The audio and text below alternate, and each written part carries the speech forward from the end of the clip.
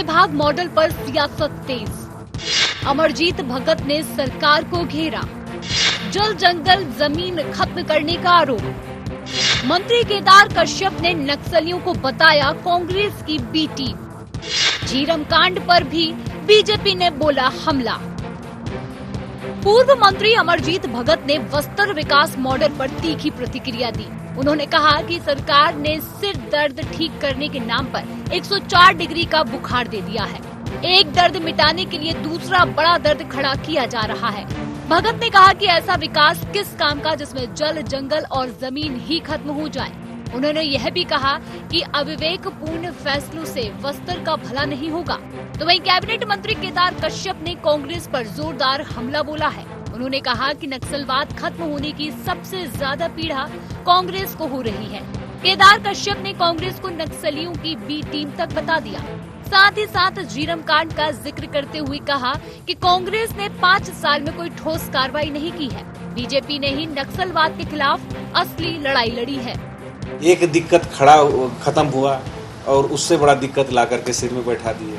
अगर आप बोलते हैं कि नक्सली समस्या खत्म हुआ, चलो हम मानते हैं खत्म हुआ, लेकिन उससे बड़े हमारे जल जंगल जमीन को लूटने वाले आ गए। न उनके सामने किसी प्रशासनिक अधिकारी का चलना है, ना किसी नेता का चलना है। तो ऐसे व्यवस्था से छत्तीसगढ़ वासियों को क्या मिला? थोड़ा हल्का बुल्का सिर में दर्द था, उसको तो आपने ठीक कर दिया, लेकिन 104 डिग्री का बुखार ले आया।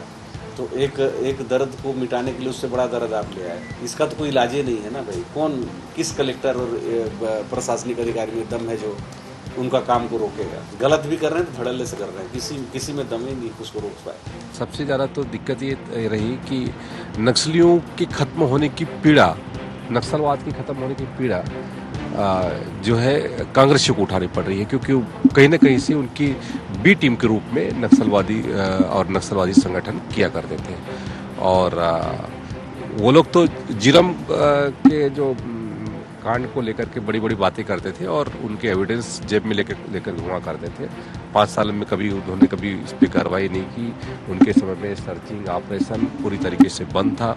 नक्सलवाद के खिलाफ में हमारे माननीय मुख्यमंत्री श्री विष्णुदेव साई जी ने बड़ी इच्छा शक्ति के साथ में, रणनीति के तहत में लड़ाई लड़ी। माननीय अमित शाह जी हमारे देश के गृह एवं सहकारिता मंत्री जी, जिनके संकल्प के कारण से पूरा हो सका। माननीय हमारे प्रधानमंत्री श्री नरेंद्र मोदी जी के कारण से ये संभव हो सका। अब बस्तर में नक्सलवाद के खात्मे और विकास मंडल को लेकर राजनीतिक बयानबाजी तेज हो चुकी है।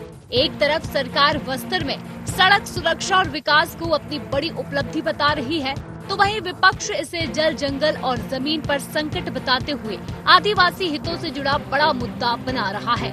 नक्सलवाद, विकास और बस्तर के भविष्य को लेकर छिड़ी यह सियासी लड़ाई आने वाले दिनों में और भी तेज होती हुई दिखाई दे रही है। Bureau report, IND 24।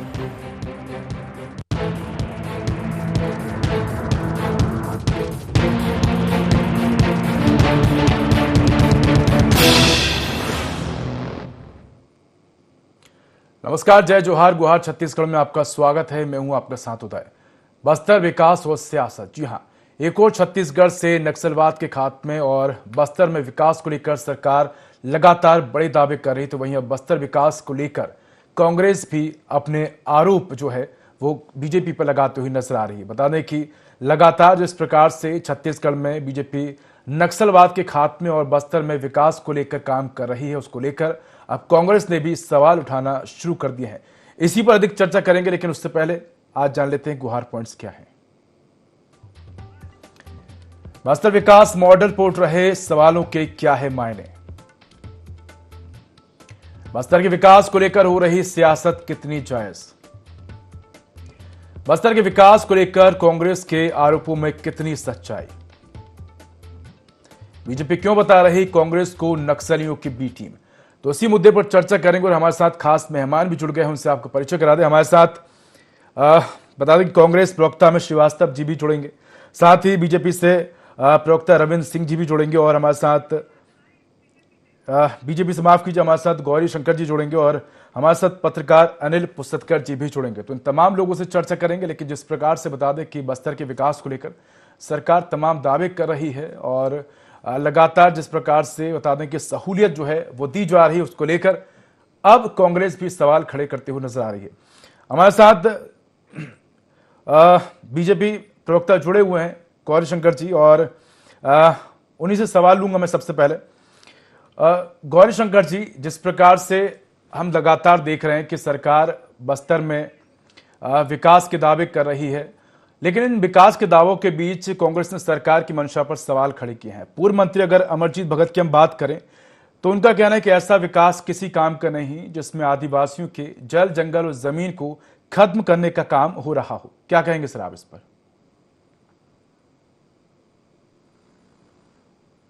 जब से नक्सलवाद खत्म हुआ है, ऐसा लगता है कि मानसिक दिवालियापन के हालात से गुजर रहे हैं और उनका मानसिक संतुलन पूरी तरह उनके काबू में नहीं है। और यही बयान स्पष्ट होता है कि प्रदेश में इतना बड़ा नासूर समाप्त हुआ है। नक्सलवाद की सबसे बड़ा लड़ाई भारतीय जनता पार्टी की सरकार ने लड़ी है, नक्सल उन्मूलन हो गया है, उसको लेकर किसी प्रकार से कोई बात नहीं हो रही। तमाम प्रकार के कयास लगाए जा रहे हैं कि फलाना उद्योगपति को जमीन दे दिया जाएगा, जल जंगल जमीन को बेच दिया जाएगा। इसी कयासों की बात है। असल में वहां के आदिवासियों को उसके अधिकार से कांग्रेस पार्टी ने लगातार वंचित रखा। आज उनको अधिकार मिल रहा है। एक बड़ी लड़ाई के बाद नक्सल उन्मूलन हो रहा है। बस्तर अब लाल आतंक के साये से पूरी तरह आजाद हुआ है। ऐसे में इस प्रकार के बयान का क्या औचित्य है?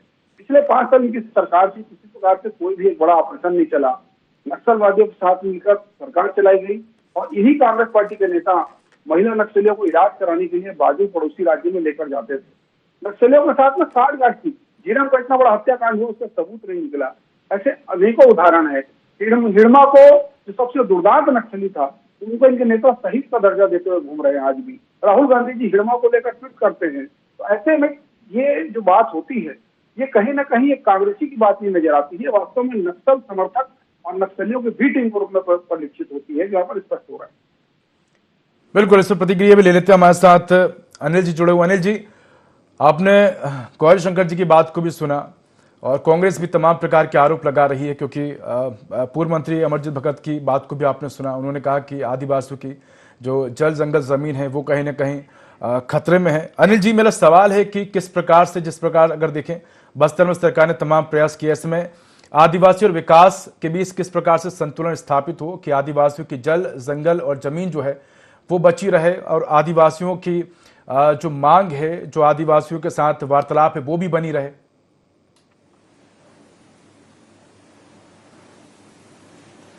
नहीं, देखिए, आदिवासियों की जल, जंगल जमीन के जो बारे में जो आज जो बात हो रही है कि खतरे में है, वो तो जब नक्सली आए तब भी बात यही होती थी कि आदिवासियों के जल, जमीन, जंगल वो खतरे में। अब नक्सली खत्म हो गए तो भी खतरे में। तो आपको सब हर चीज खतरे में ही दिखेगा तो आपका डेवलपमेंट कब होगा? आप सबसे बड़ी बात ये होती है कि जब भारत आजाद हुआ, तो भारत आजाद होने के बाद जब सरकारें बनी तब कांग्रेस की सरकारें बनती थी। कांग्रेस की सरकार ने ही जो है आदिवासियों के लिए कहा कि नहीं, इनको मूल स्वरूप में रखना चाहिए, इनके कल्चर को वैसे ही के वैसे रखना चाहिए। तो आदिवासी जो है मुख्य धारा में जुड़ने की जगह आदिवासी को उन्होंने वैसी जंगल में म्यूजियम की तरह रखा। बाद में उन्हीं के बीच का एक धड़ा सामने आया कि बोले नहीं, इनको म्यूजियम की तरह रखने की जरूरत नहीं, इनको मुख्य धारा में जोड़ना है। फिर बाद में आप मुख्य धारा में जब जोड़े, जब मुख्य धारा में जोड़े तब तक काफी लेट हो चुका था। अरे हमारे छत्तीसगढ़ में जो बस्तर जिला है वो कभी जो अब अविभाजित बस्तर होता था वो केरल राज्य से बड़ा है। अब पूरे आदिवासी वहां हैं। वहां अगर जो अबूझमाड़ का क्षेत्र है, नारायणपुर का क्षेत्र है, वहां किसी को जाना रहता था कैमरा लेके तो उसको कलेक्टर से परमिशन लेना पड़ता था। अपने ही देश में जंगल के पिंजरे में आप उसको शोपीस बना के रखे थे। और आज जब डेवलपमेंट की बात हो रही है तो आप बताइए, जो सड़कें बन रही है, भारतमाला की सड़कें बन रही है, जो नेशनल हाईवे बन रहे हैं, तो क्या उसमें पेड़ नहीं कट रहे? और अगर डेवलपमेंट हो भी रहा है तो डेवलपमेंट से आप बिना इंडस्ट्रियलाइजेशन के किसी स्टेट का डेवलपमेंट की कल्पना कर सकते हैं? इंफ्रास्ट्रक्चर नहीं रहेगा, इंडस्ट्रियलाइजेशन नहीं होगा, इंडस्ट्रियल ग्रोथ नहीं होगा, तो सिर्फ एग्रीकल्चर के भरोसे में कौन सा प्रदेश आगे बताइए?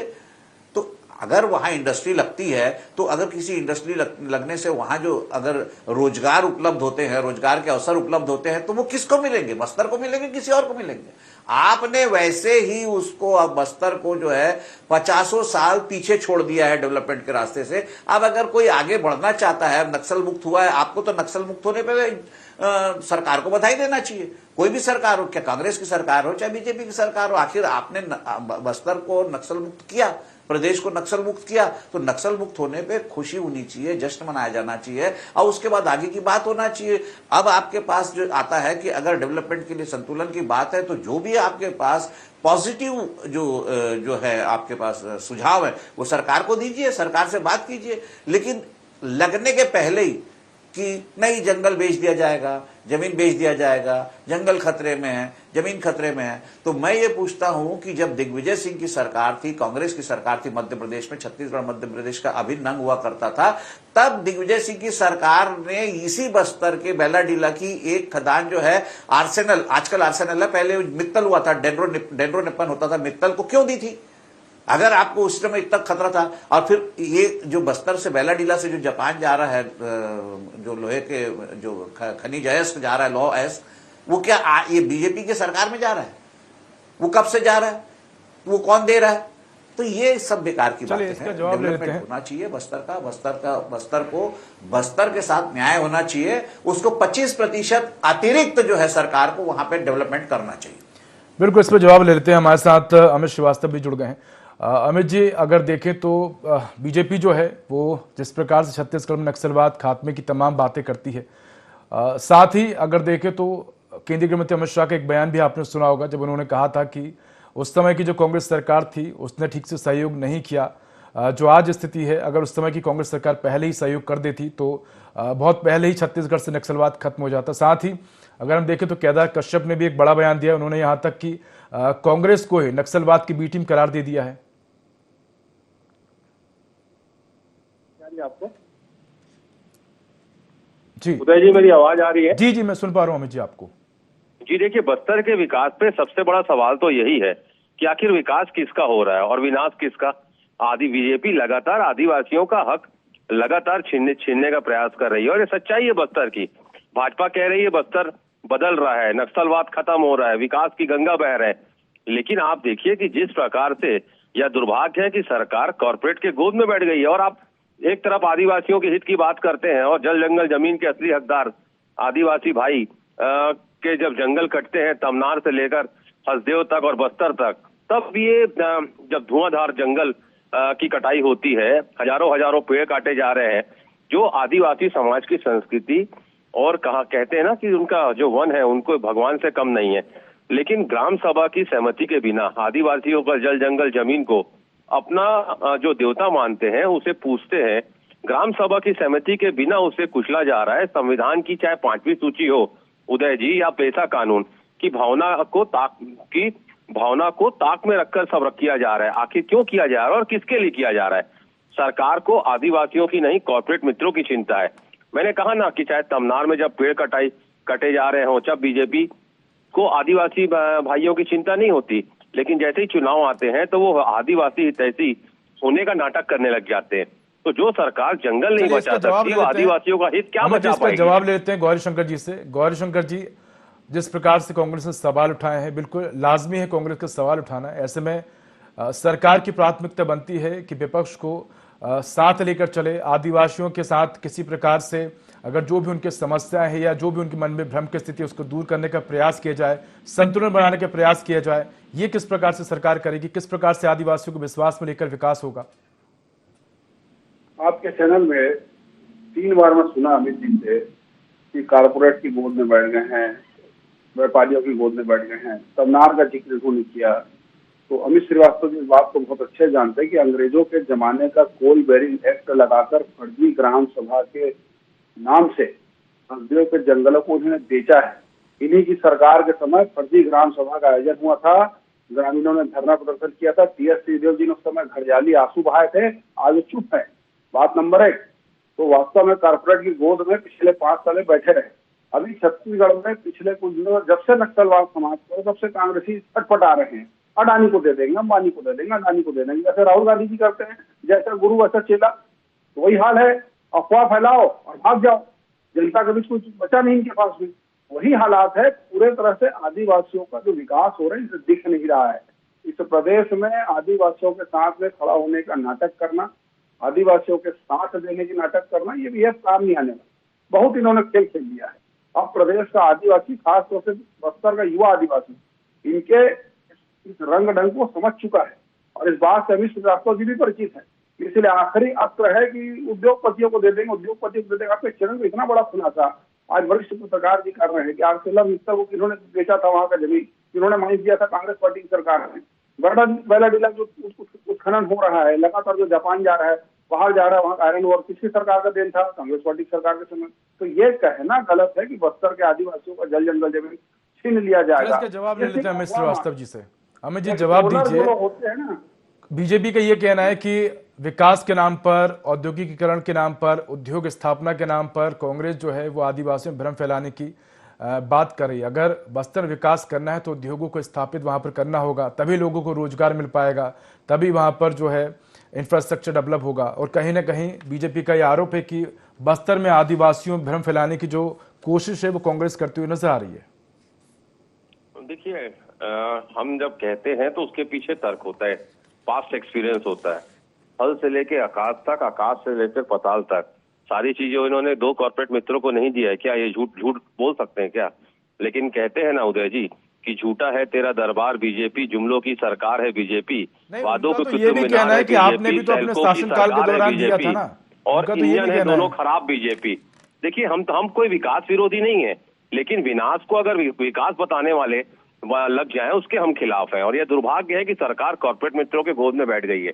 मैंने कहा ना कि अब गौरी शंकर जी आज यहाँ पर अपने पार्टी का पक्ष रख रहे हैं, निश्चित तौर पे प्रवक्ता होने के नाते। और मेरा ये मानना है कि बीजेपी के नेता उस दिन क्यों उनके मुंह में दही जम जाता है जब हजारों पेड़ों को वहां पर आदिवासी भाई जो उनके जिसमें प्राण बसते हैं उसको काटा जाता है बिना उनकी सहमति के। तब ये सब बीजेपी के नेता कहाँ चले जाते हैं?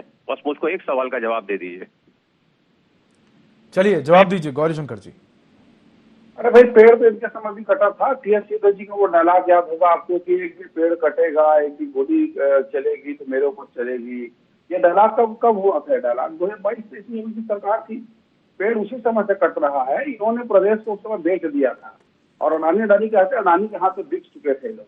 इन्होंने जिस बात का मैं जिक्र किया कि फर्जी ग्राम सभा आयोजित करके अंग्रेजों के जमाने का कोल बेरिंग एक्ट लगा के और वहां पे आदिवासियों को लाठी से पीट के हसदेव के जंगल की कटाई हुई थी, इसके गवाह स्वयं अनिल कुशवाहा जी भी और घटना के। अगर मैं झूठ बोल रहा हूं तो अमित श्रीवास्तव जब भी पार्टी के प्रतिबद्ध हैं वो तो नहीं बोलेंगे कि ऐसा हुआ था, लेकिन वरिष्ठ पत्रकार जानते हैं कि उस समय हालात पैदा हुए थे, बड़ा आंदोलन हुआ था और टीएस सिद्धू जी को सामने आना पड़ा था। बाद में उनको भी क्या मालूम कैसे मैनेज वो भी चुप हो गए। भूपेश बघेल जी ने कहा नहीं कोई गोली नहीं चलेगी, आप वरिष्ठ है, फलाना है, दिखाना है। तो ये नूरा कुश्ती का दौर था, इसको प्रदेश ने देखा, बाद में वहां के आदिवासियों ने इसीलिए इनको नकार। चलिए इसका जवाब लेंगे हम अनिल जी से। गौरी शंकर जी मैं रुक करूंगा, अनिल जी हमारे साथ जुड़े हुए। अनिल जी, बस्तर में हम देख रहे हैं कि विकास को लेकर सरकार तमाम तरह के प्रयास करते हुए नजर आ रही है। ऐसे में ये माना जा सकता है कि बस्तर में विकास को लेकर विपक्ष और सरकार के बीच संवाद की कमी देखने को मिल रही, साथ ही नक्सलवाद के मुद्दे को लेकर विकास से ज्यादा सियासत नजर आ रही है।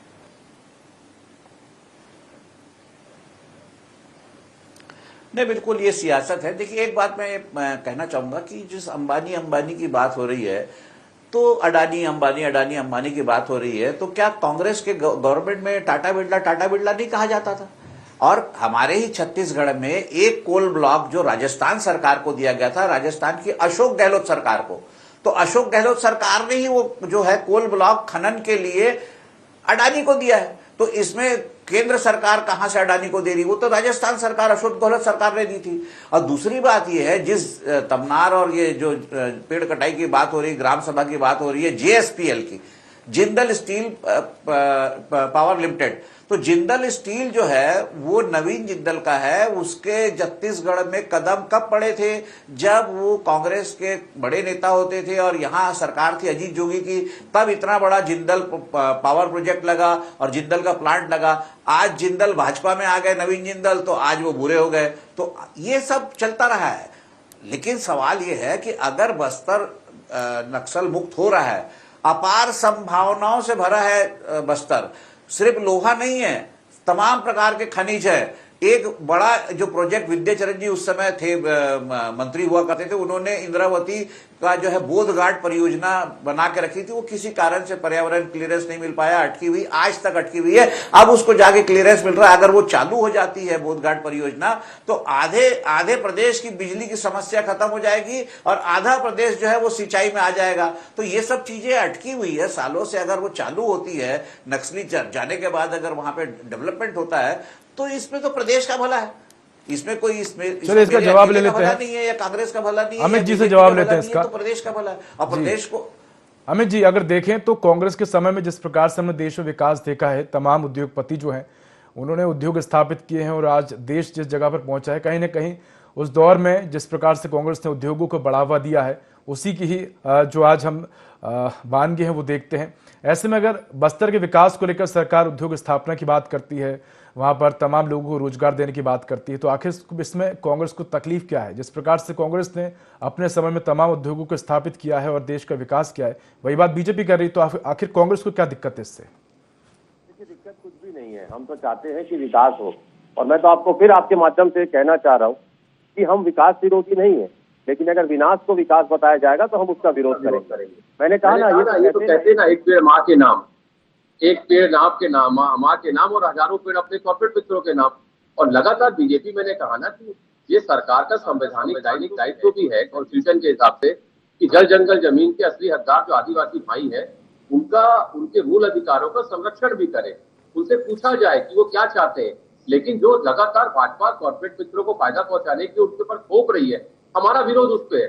ठीक है, अभी अनिल भैया ने कहा कि अडानी और अंबानी हमारे सरकार में भी काम करते हैं। मैंने कहा ना कि हम विकास विरोधी नहीं है, आके काम करिए, कहीं कोई दिक्कत नहीं है, लेकिन उन आदिवासी भाइयों को कॉन्फिडेंस में तो दीजिए, वहां के जनप्रतिनिधियों से बात तो करिए, वहां के प्रबुद्ध पत्रकारों से बात तो करिए। चलिए इसका जवाब ले लेते हैं गौरी शंकर जी से। इसका जवाब ले लेते हैं गौरी शंकर जी से। गौरी शंकर जी, अगर कांग्रेस की बात की जाए तो कांग्रेस का जो कहना है वो बिल्कुल सही है कि वहां के जो आदिवासी हैं उनके अधिकार सुरक्षित हों, उनसे अनुमति ली जाए। अगर किसी भी प्रकार से वहां पर परिवर्तन देखने को मिलता है तो उनकी सहमति ली जाए। इसको लेकर सरकार किस प्रकार से प्रयास करेगी कि वहां के जो विकास है वो आदिवासियों के अनुमति के साथ हो और किसी भी प्रकार से आदिवासियों को जो जल जंगल जमीन की बात है उसका किसी प्रकार से नुकसान ना हो। इसके साथ ही अमित जी ने जो सवाल उठाए उस पर भी जवाब दीजिए।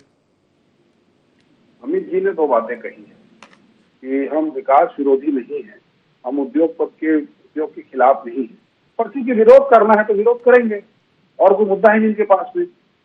और जो बात आप कह रहे हैं कि आदिवासियों को कॉन्फिडेंस में लेने की, भरोसे में लेने की, तो इतना बड़ा जो ऑपरेशन हुआ है ये बिना आदिवासियों को भरोसे में लिए बिना नहीं हुआ है। उनका लगातार सरकार को साथ मिला है।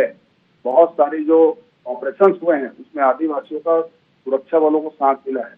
ऐसा नहीं है कि आदिवासी हमारे साथ नहीं, आदिवासियों के पूरे हितों की रक्षा की जा रही है। और आगे भी इस बात को हमारे सारे सीट में तो बस्तर में जाकर कहना, देश के गृह मंत्री आज तक के इतिहास में भारत देश की आजादी को देखेंगे, कभी कोई गृह मंत्री इतना लंबा दौरा, इतनी बार बस्तर में आकर रात बिताना, वहाँ के स्थानीय नेताओं से मिलना, स्थानीय पत्रकारों से मिलना, स्थानीय जनप्रतिनिधियों से मिलना, और सिर्फ बीजेपी नहीं सभी दल के लोगों से मिलना, क्योंकि हमारा उद्देश्य वहाँ पर राजनीति करना नहीं है या इसको राजनीतिक मॉडल बनाना नहीं। चलिए इस पर अंतिम प्रतिक्रिया ले लेते हैं गौरी शंकर जी, अंतिम प्रतिक्रिया ले लेते हैं अनिल जी से। अनिल जी, जिस प्रकार से बीजेपी नक्सलवाद के खात्मे को लेकर श्रेय लेने का प्रयास करती है और श्रेय की बात करती है, कांग्रेस पर आरोप लगाती है कि कांग्रेस ने नक्सलवाद के खात्मे में सहयोग नहीं किया है, बस्तर के विकास की बात करती बीजेपी, क्या ये माना जा सकता है कि आने वाले चुनाव में दोनों ही पार्टी इस मुद्दे को लेकर कहीं ना कहीं जनता के बीच पहुंचेंगी और आरोप प्रत्यारोप जो है वो दोनों ही पार्टी एक दूसरे पर लगाती हुई नजर आएंगी?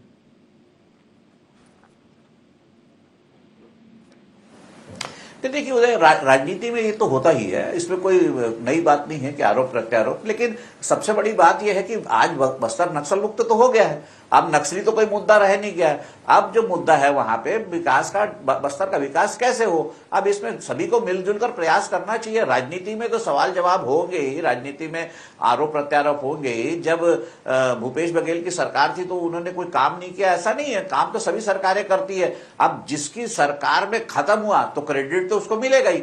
इसमें कोई नई बात नहीं है। अगर भूपेश बघेल की सरकार में नक्सलवाद खत्म हो जाता तो क्रेडिट उनको मिलता। तो क्रेडिट का सवाल नहीं है, सवाल इस बात का है इस प्रदेश का सर्वांगीण विकास कैसे हो। 25 साल हो गए, बिल्कुल बिल्कुल, जितना जो नेचुरल रिसोर्स, बिल्कुल अनिल जी कह सकते हैं कि सवाल जो है वो क्रेडिट का नहीं है, विकास का है। वसुंधरा कहता हूं, अनिल जी मैं आपको बिल्कुल रोकना चाहूंगा, समय की बाध्यता है, और अमित जी आपको भी मैं रोकना चाहूंगा और माफी चाहूंगा आपसे क्योंकि समय की बाध्यता है, इसलिए मैं आप तीनों ही मेहमानों को धन्यवाद करूंगा।